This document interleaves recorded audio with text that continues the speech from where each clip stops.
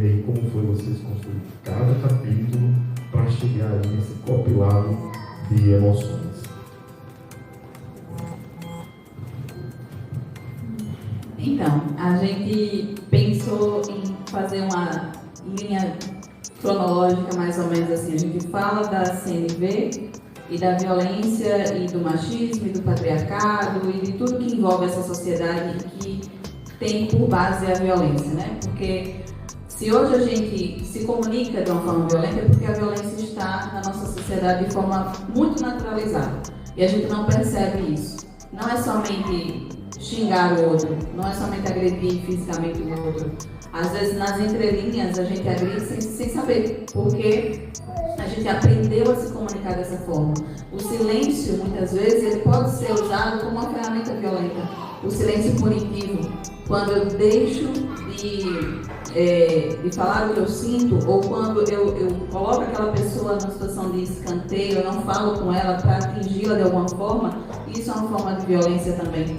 Então, a gente, nesse primeiro capítulo, a gente fala de uma forma geral do que é isso, do que é essas relações e do porquê trazer a CNV para os dias de hoje. Depois a gente fala um capítulo sobre a CNV para as mulheres, né? Como é que usar a CNV para dar voz às mulheres que foram silenciadas por anos e ainda são, né? Para ter essa coragem de colocar a sua voz no mundo. Depois a gente fala para os homens, né? Porque como a Soraya falou, o primeiro livro, ela queria mostrar aos homens como falar com as mulheres, como demonstrar esse amor, como falar consigo mesmo.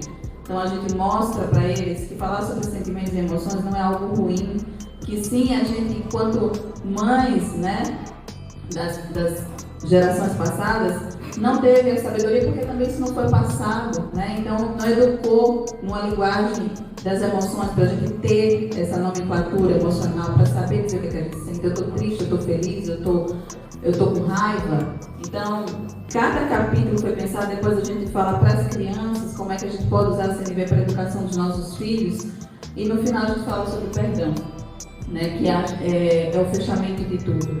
Então, tem muita coisa nesse livro, muitas ferramentas práticas, mas eu acho que, em suma, cada capítulo foi pensado para a gente olhar para si mesmo, olhar para dentro em primeiro lugar, para depois olhar para fora.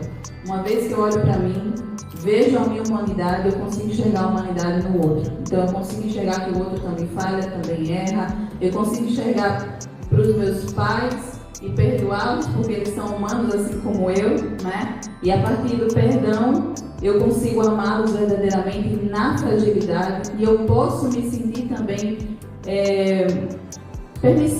com a permissão de ser humana, de errar, de falhar, na minha fragilidade, e ainda assim ser merecedora de amor, de respeito, de compaixão.